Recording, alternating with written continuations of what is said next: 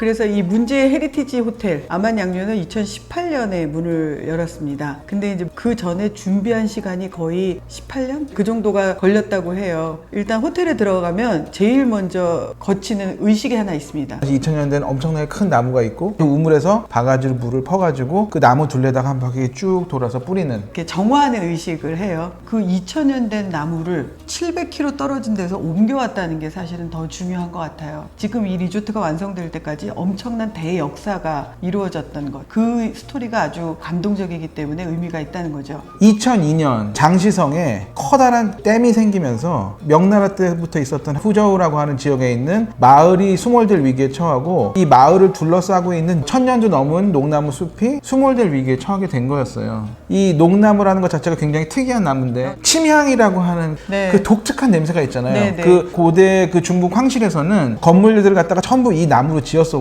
후저우에 있는 대학자분들께서는 자기네 집들을 이 나무로 지을 수가 있었던 거죠. 그랬는데 상해에서 사업을 해가지고 큰 돈을 벌었던 네. 마다동 씨가 그 자기 고향이 장시성인데 그분이 너무 안타까운 마음이 들었던 거죠. 거의 무한도전 수준의 맞아요. 일을 하신 거예요. 그러니까 일단 이 나무들을 갖다가 전부 다 드러내가지고 이 고택들 26채를 갖다가 트레일러에 네. 실어가지고 이제 옮기는데 나무가 너무 크다 보니까 톨게이트를 통과할 수가 없는 거예요. 또 어떻게? 톨게이트를 폭파하더라고요. 네. 강을 건널 수가 없어. 네. 다리를 놔. 네. 그 다음에 터널을 가는데 터널 바닥을 파. 지나간 다음에 톨게이트 다시 세우고.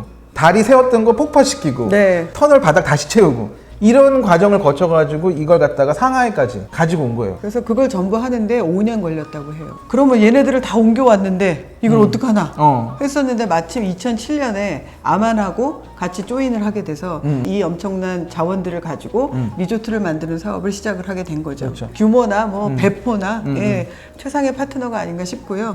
그럼 객실이 지금 몇 개예요, 다 해서 그러면? 아까 왜 옮겨온 집이 네, 26채라고 26채. 그랬잖아요. 네네. 그 중에 앤티크 파빌리온을 현재 쓰고 있는 게 13채. 그리고 이제 24개의 앞에 밍 이렇게 이름 붙는 네네. 방들은 굉장히 모던하고 심플한 원래 기존 아만 스타일로 새로 지었어요. 그러니까 이 리조트를 컨셉을 잡아서 만드신 건축가는 아만을 가장 대표한다고 하는 호주의 세계적인 건축가 캐리 힐이라고 하시는 분이 하셨어요. 여기를 복원을 하시면서 캐리 힐이 말씀을 하셨죠. 네. 차라리 박물관을 만드는 게 더 쉽다. 오래된 건물의 매력은 살리고 불편함은 없앤. 그게 사실은 정말 말이 쉽지. 커다란 노력과 기술과 경험과 자본, 애정이 있어야 되는 일이죠. 아만 정키, 예, 뭐 아만 러버들이 이 스토리를 알지 않고 그냥 아만 양륜을 가시면 실망할 좀 수 있는. 실망할 수 있어요. 고택들을 개조한 데를 가봐야 이게 감동인데 새로 지은 그 스위트를 가게 되면 그 기존의 아만 리조트에 있는 데들하고 별 차이가 없거나 뻔한 느낌? 맞아요. 네, 호텔에 얘기를 해서 그 헤리티지 투어를 꼭 해보시기를. 그러시면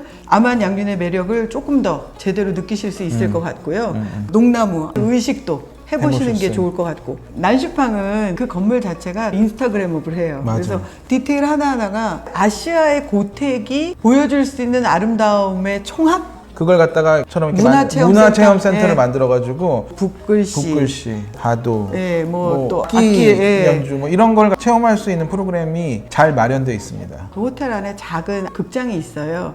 그 극장에서 이 스토리를 기가 막히게 담아놓은 다큐멘터리를 또 보실 수도 있습니다. 우리가 마지막으로 얘기할 수 있는 것은 호텔은 더 이상 숙소가 아니라 엄청난 규모의 문화 사업이다. 어떻게 문화를 해석하고 풀어내고 보여줄 것이냐. 그 돈을 언제까지 유지할 수 있을 것이냐. 이런 또 다른 차원의 비즈니스로 넘어가고 있다는. 예, 이 리조트를 복원하고 정리하고 호텔로 만들고 하는데 7천억이 들었다고 하고요. 손익분기점이 언제쯤 어떻게 올 것 같니? 그랬더니 그런 건 잊은 지 오래이며 아만과 함께 중국 문화 최고의 매력을 보여주는 것에 중점을 둔다. 예, 그래서 자본이라는 것은 그 컨텐츠의 가치를 알아보고 오래 버텨주는 것, 그것이 굉장히 중요할 것 같은 생각이 또 들었습니다.